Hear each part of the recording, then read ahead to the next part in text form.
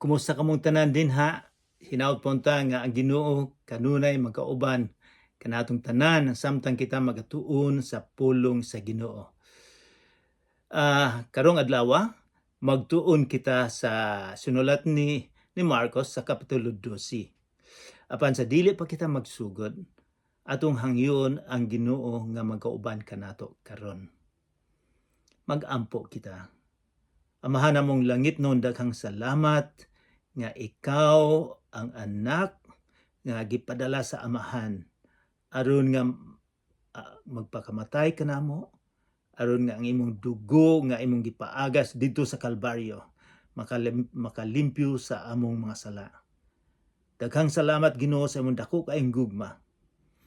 Hinaot pa unta nga kini among i-treasure nga dili namo malimtan ang dako nimong gugma.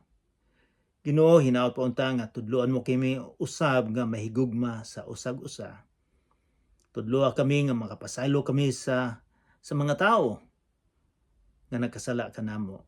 Ginoo, naghangi usab kami nga ang Espiritu Santo may magatudlo kanamo karon. Hinaot pa unta nga imong usisahon ang among tagsa-tagsa ka kasing-kasing.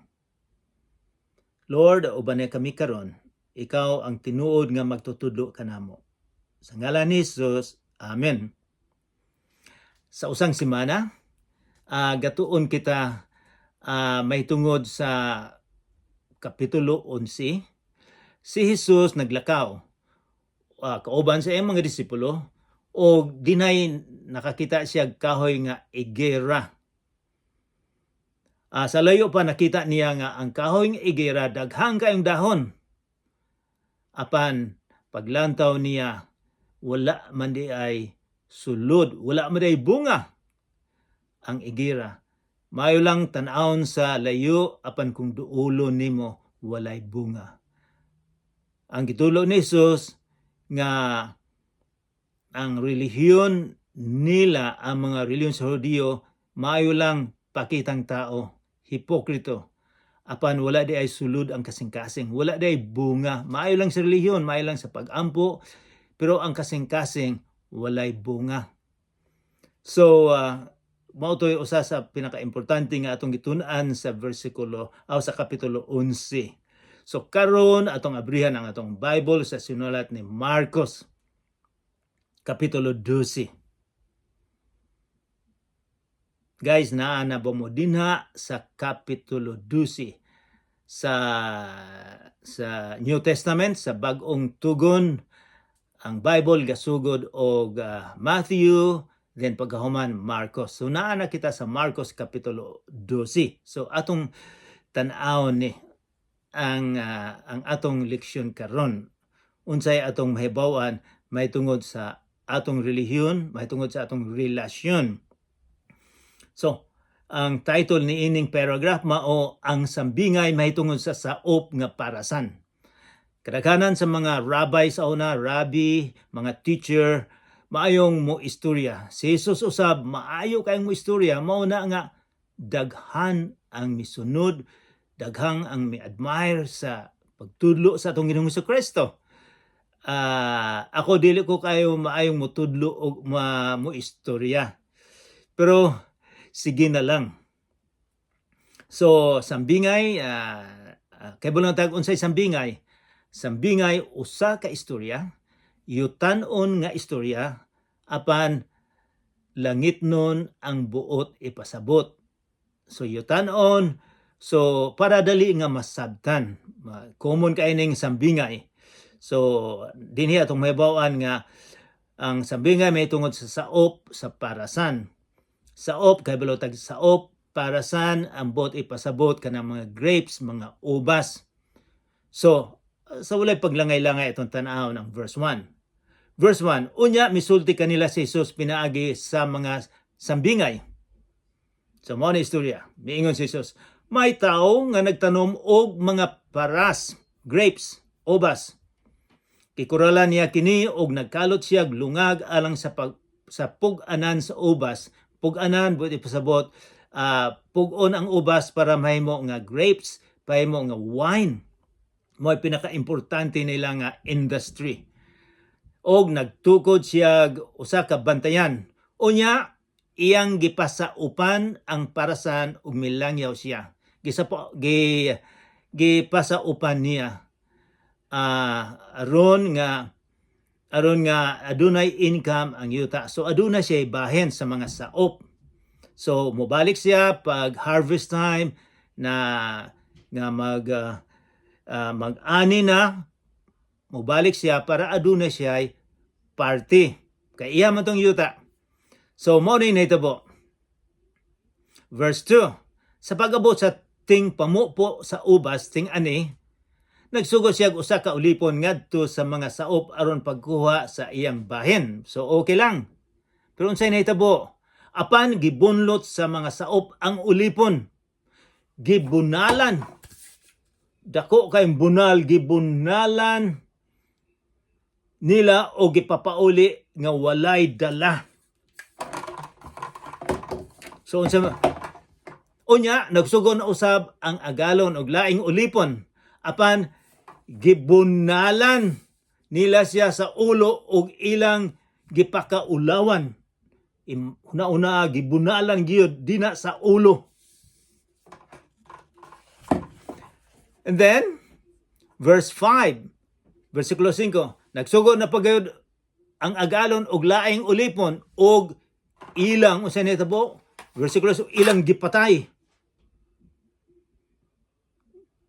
Daghan pa ang ilang gibuhat sa ingon, ang uban gibunalan, ang uban gipatay.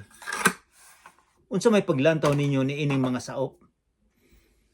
Ang wala na lamang niya ikapadala mao ang iyang pinanggang anak nga lalaki. Sa katapusan, iyan na giyong gipadala ang iyang anak ngadto sa mga saop ug mingon siya, tahuron gayud nila ang akong anak. Apan, versikulo 7, nag-ingnanay ang mga saop, kini mao ang manununod sa atong agalon. Ato siyang patyon aron maato ang parasan.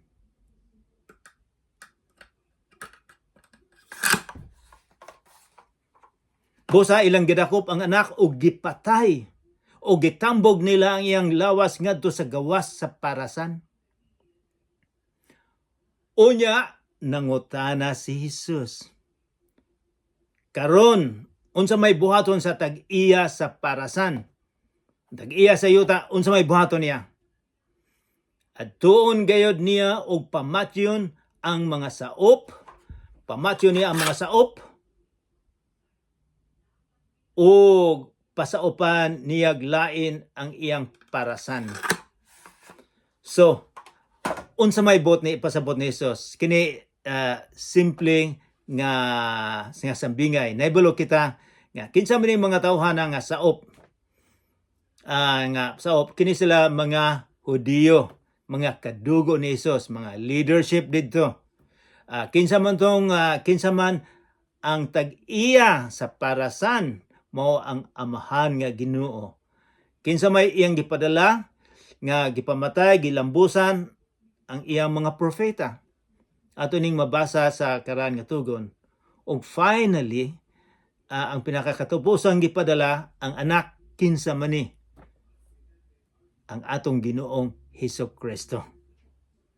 So, akong gilantaw ni sa unang panahon, murag mao ni ingon ani ang kuan, ang ilang Bible. Pero dili kuan og dili papel, kundili panit sa baka, panit sa karnero, ilang ning kuhaon ang panit og ilang sulatan. So mo nang scroll ang gigamit. Ako po nagkopya kasi ingon ani. So sa Isaiah 5, sa Isaiah 5, atong mahibaw-an nga ang mga grapes mao ang mga Hudiyo. So ako ning gibasa sa sinulat ni Isaiah. Mga gisulat na ning pila ka gatos ka tuig usa miabot si Jesus. Akong gisulat, tuguti nga awitan ko ang akong higala og awit sa gugma may tungod sa iyang parasan grapes. And then, mga lumulupyo sa Jerusalem o katawhan sa Hudiya. So, ang parasan atong mahibawan sa karaan nga tugon mao ang mga Hudiyo.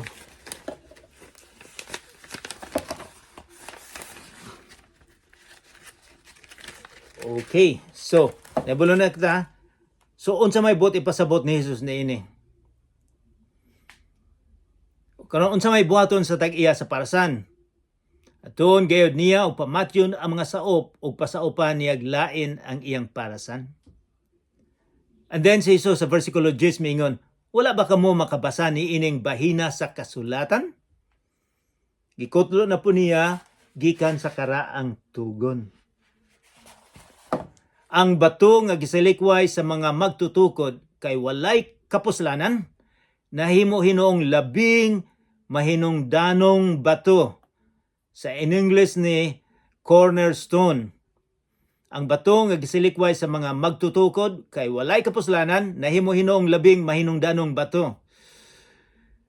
Sa unang panahon, kung magtukod silang balay, ang pinakaimportanteng una kay kadaghanan sa ilang mga balay bato. Wala sila hollow blocks, wala kay daghang kahoy. So kanang cornerstone, kanang unang bato nga naa sa iskina, ila gining pilion og husto. Kanang dili mayo ilang isalikway. Kay gusto nila nga kanang ang bato gyud nga limpyo, bato nga maayo ang mga measurement. So mao na pinaka-importante kay kung dili maayo ang bato, ang balay nila matalikwad, ang balay nila dili maayong lantawon, dili balansi. So kining cornerstone, kining maong bato pinaka-importante. Unsa may gisulti sa Biblia, ang bato nga gisalikway sa mga magtutukod kay walay kapuslanan, nahimo hinoong labing mahinungdanong bato. Kinsa may buot ipasabot ani, mahinungdanong bato gisalikway nila. Gisalikway nila ang atong Ginoong Hesukristo. Nga mo'y pinaka-importante kayo. And then, nahimo hinoong labing mahinungdanong bato ang atong Ginoong Hesukristo, mo'y pinaka-hinungdanon nga bato, siya ang bato sa atong pagtuo. Verse 11, miingon, buhat kini sa Ginoo o kahibulungan gayud kini. Buot untang dakpon, versikulo 12, sa mga pangulo sa mga Hudiyo si Jesus. Kay nakasabot man sila nga sila ang giigo sa sambingay. Apan hadok sila sa mga tao. Bosa mibiya sila kaniya og nang lakaw. So sa istorya ni Jesus, may tungod sa parasan, nahibalo sila nga sila ang buot ipasabot ni Jesus. So gusto nilang patyon ang atong Ginoong Kristo kay nakasabot man sila sa buot ipasabot ni Jesus. Ngani katong namatay na si Jesus, ni adto na sa langit, si San Pedro nagsermon. Og ang sermon mahitungod sa atong Ginoong Hesukristo. Mahitungod sa bato nga si Jesus maong bato nga ilang gisalikway. So akong gilantaw, akong giabrihan, sinulat ni San Pedro sa iyang pagsermon dito sa Jerusalem. Mingon si San Pedro, si Jesus mao ang gihisgutan sa kasulatan nga nag-ingon, ang bato nga gisalikway ninyong mga magtutukod ug balay, ang magtutukod sa relihiyon, nahimo hinoon nga labing mahinungdanong bato. Ang buot ipasabot ni San Pedro nga ilang gisalikway ang atong Ginoong Hesukristo. Pero nahimong pinaka-importante nga bato, ang foundation sa relihiyon, ang foundation sa Christianity, ang foundation sa gingharian sa Ginoo, Si Jesus ang ilang gisalikway. Ato bang isalikway si Jesus? Unsa may importante ninyo o kanako? Importante ba ang atong relihiyon o ang bato nga mao si Jesucristo? Hinaot paunta nga ato ning masabtan. Nga dili nato isalikway ang atong Ginoong Jesucristo. Kay siya ang pinaka-cornerstone. Siya ang pinaka-importante sa atong kinabuhi. Dili ang atong relihiyon. Kinahanglan nga ato ning masabtan. Nahibalo ba mo nga ang nasyon sa Israel giguba ni sa AD 70. Giguba ang nasyon, giguba ang templo. Pagkuman after giguba usab sila sa mga Romano, and then giguba usab sila sa mga Arabo. Giguba sila sa mga Muslim, giguba sila sa mga daghang mga nasyon nga giguba ning nasyon nila. Apan sa 1949 mibalik sila. Kay sila man gyud ang pinili gyud sa Ginoo. Dili sila kalimtan sa atong Ginoong Jesucristo. So, verse 13. Ang pangutana may tungod sa pagbayad og buhis. Kami diri sa among lugar, dako kay magbayad sa buhis. Usay mga 40% sa among sweldo bayad sa buhis. Apan ang among hospital free. Kunay mga anak, walay bayad kung nagkasit og cancer, walay bayad mo ato lang sa hospital. Limpyo kayong hospital. Daghang mga nurses, ang dala namo maayo kaayo. Kung winter nga daghang snow, daghang kayong mga grader, traktura nga kuhaon deng snow. Daghang mga police, daghang fire department. Ang dalan gwapo kaayo. Asa man to kuhaon? Sa buhis. Kung dili ka magbayad og buhis, pobre ang nasyon. Ang dalan pangit kaayo, ang hospital puno, ang hospital peligro pa. So, mao na gamay ng istorya may tungod sa buhis. So gipungutan na si Jesus may tungod sa buhis. Tan-aw na to. Verse 13. May pipila ka mga Parisiyo o mga sakop sa pundok ni Herodes nga gipadala ngadto kang Hesus aron pagbitik kaniya pinaagi sa iyang kaugalingong pulong. So gusto ginila nga bitkon ang atong Ginoong Jesucristo. Suko sila, gusto ginilang patyo ni. Kay na successful man sila ang ilang gihimo ni Juan Bautista. Gidakop si Juan Bautista kay gasulti man siya may tungod sa hari. Giputlan siya gliog. Karon gusto nila nga bitkon ang atong Ginoong Jesucristo. O kining mga tawana, mga Parisiyo, nahibulo na kita nga sila legalistic. Mga pondok ni Herodes, kini sila ang mga tao nga gusto nga ang gobyerno sa Roma, okay lang nila ang gobyerno sa Roma. So, gusto nilang bitkon ang atong Ginoong Jesucristo. Pinaagi sa usa ka pangutana. Miduol sila kanila og miingon, magtutudlo. Nasayod kami nga ikaw musulti gayud sa tinuod ug dili ka mahasol sa mga hunahuna sa mga tao kay dili ka man magsapayan sa kahimtang sa tao. Nagtudlo ka sa kamatuoran, may tungod sa pagbuot sa Dios, God's will, alang sa mga tao. Busa, unsay gihimo nila, ilang gibulahan si Jesus, ilang gipauntol, ilang gidayeg si Jesus, nga kunwari nagdaig sila apan gusto nilang bitkon. Sa amo diri gibatiran gihatagag kanang supas nga butangag margarine. So gibatiran ilang giulug-ulugan atong Ginoong Jesucristo. Nga maayo ka, may tungod sa pagbuot sa Dios alang sa tao. Then mao ni ilang question. Busa sultiya kami. Gusto nilang bitkon na. Supak ba sa atong balaod ang pagbayad og buhis ngadto sa emperador sa Roma o dili ba? So mo ni pangutana, supak ba sa balaod ni sa Muslim, not Muslim, ni Moses sa balaod sa ilang relihiyon ang pagbayad og buhis o dili? So gusto lang Bitcoin. Apa nakasabot si Jesus sa ilang tuyo pagbitik kaniya. Busa nang utana siya nganong naninguha man kamo sa pagbitik kanako. Mingan siya. Nahibalo ni Jesus kung unsa ilang tuyo. Mingon din siya, "Dad-i akog salapi kay atong tanahon. Hatag kwarta atong tanahon." Busa gidadan siya nila og salapi og nangutana si Jesus kanila, "Kinsa man kining naong og ngalan nga gikulit dinhi?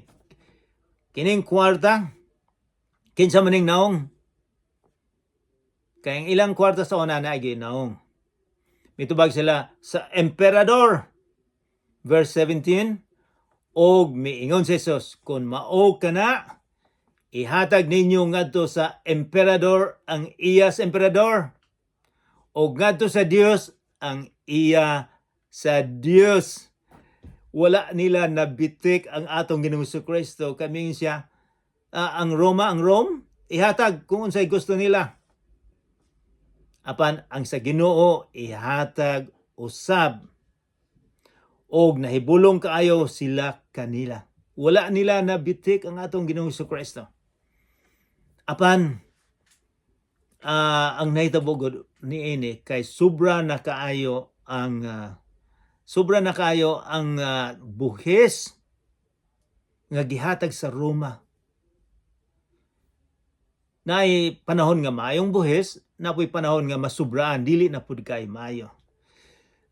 Nagbayad ba mong buhis? Kami diri naanad sa pagbayad og buhis, dili mi magreklamo. So, unsa may atong makuha dinhi kung unsa ang nga dili nato kalimtan sa atong kwarta nga nakuha, dili bot ipasabot nga sa ato lamang na. Panalangin na sa atong Ginoo. So, atong bahinan ang Ginoo sa atong income. Dili lang sa ato ni. Bahinan na atong Ginoo kay daghang mga trabaho sa Ginoo. Bahinan usab nato kay daghang mga pobre nga dili makakaon. So mao ni giingon ni Jesucristo nga ang imong kwarta dili lang sa imuhana. Panalangin gikan sa Ginoo. So kinahanglan kita mutabang sa mga tao nga talabangon. So wala nila nabitik ang atong Ginoong Jesucristo. Ang pangutana bahin sa pagkabanhaw. Versikulo 18. So daghang yung mga tao nga gusto mo bitik sa atong Ginoong Jesucristo. Aduna po yung mga laing klase sa mga tao na pangutana ni Jesus, versikulo 18. Ang pangutana may bahin sa pagkabanhaw. Kining mga Sadusiyo, mga tao ni nga dili mutuo og anghel, dili usab sila mutuo nga ang tao adunay kinabuhi nga walay katapusan. Dili sila mutuo og langit.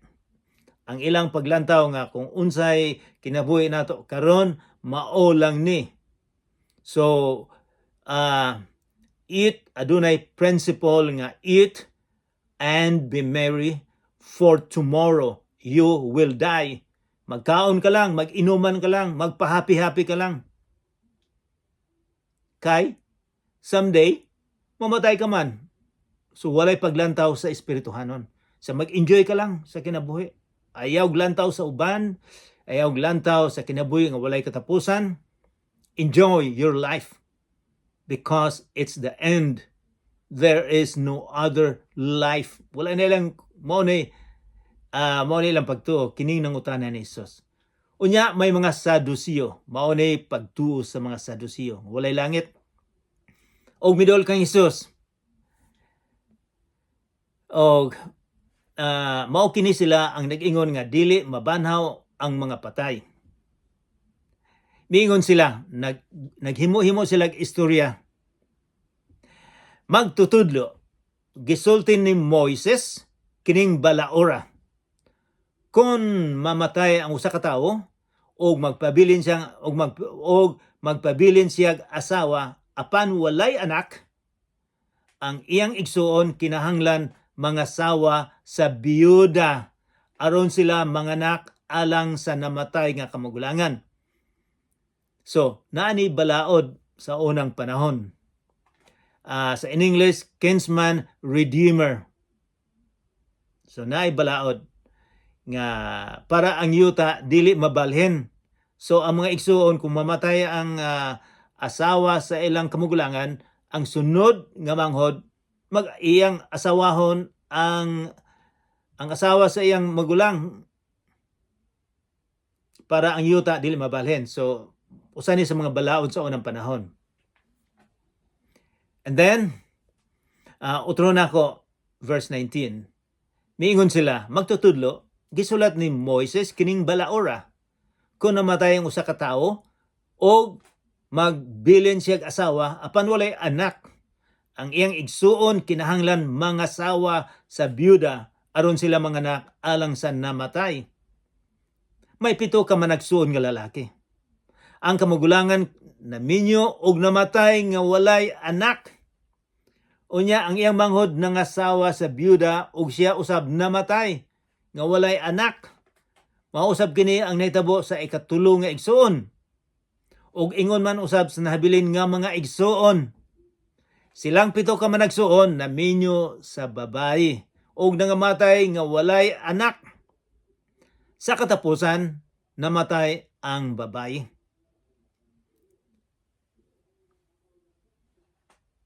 Verse 23, karon sa adlaw sa banhawon na ang mga patay. Kang kinsa man siyang asawa nga silang 7 nangasawa man kaniya. So, murag dili ni tinuod ang istorya sa mga Saduceo. Kay kini silang Saduceo, dili man motuo og kinabuhi nga walay katapusan. Pero gusto nilang bitngon ang atong Ginoong Kristo. Verse 24, si Jesus mitubag, pagkasayop ninyo, nasayod ba kamo ngano? Kay wala kamo makasabot sa kasulatan o sa gahom sa Dios. Yun sila, ignorante mo. Dugay na mo nagsimba-simba pero ignorante gapon, wala mo makasabot sa gahom sa Dios. Makasabot sa kasulatan. Naay mga relihiyon sa kalibutan karon nga ilang i-memorize ang ilang libro. Apan wala sila kasabot. Kadili man nila lingwahe. Basta ma-memorize nila, okay na. So naayo bang mga tao usab nga wala makasabot sa kasulatan, wala gani magbasa sa Biblia. Og sila dili makahibalo sa gahom sa Dios.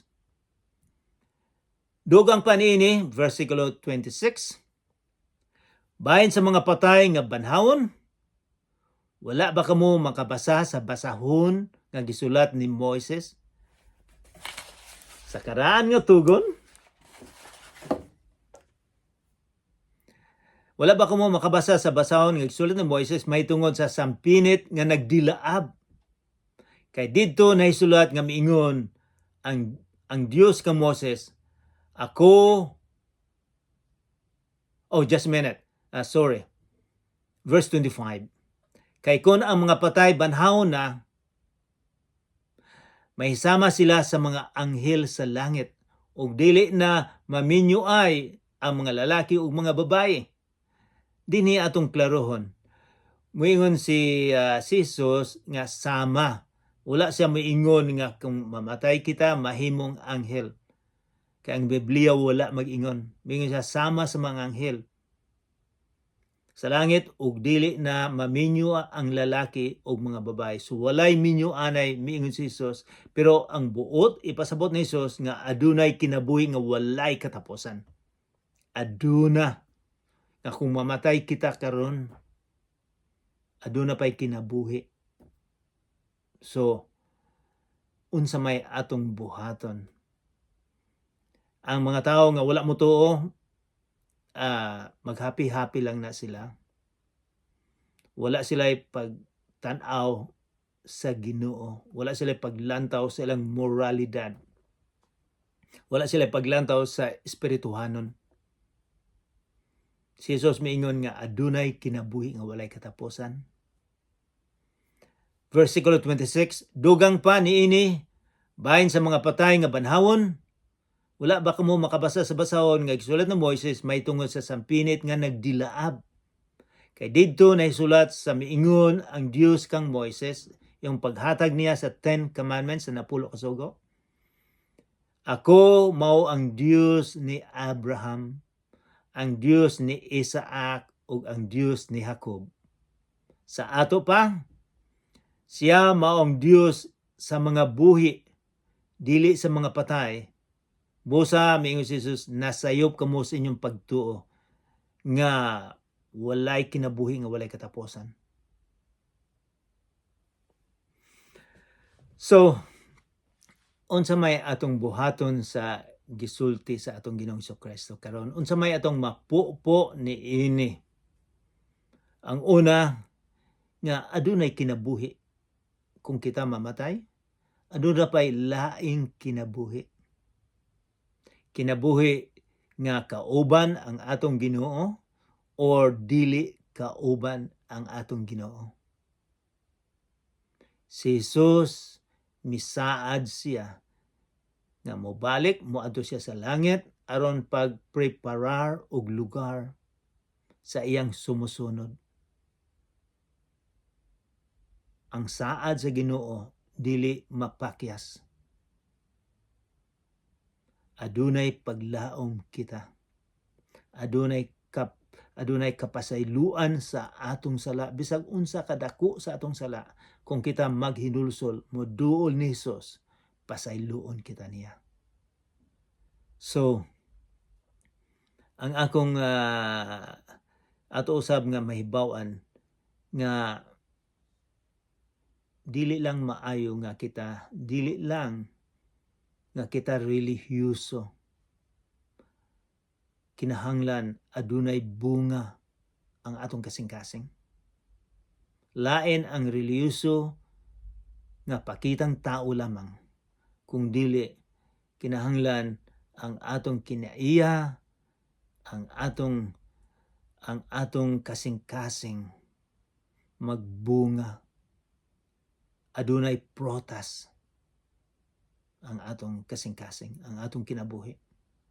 Mag-ampo kita.